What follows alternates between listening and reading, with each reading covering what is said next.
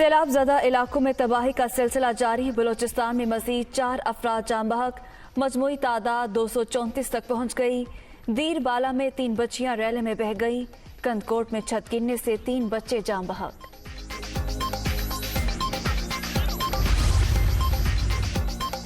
وزیر اعظم کا دورہ قطر. قطری امیر شیخ تمیم بن حمد الثانی کے ساتھ ملاقات نتیجہ خیز رہی.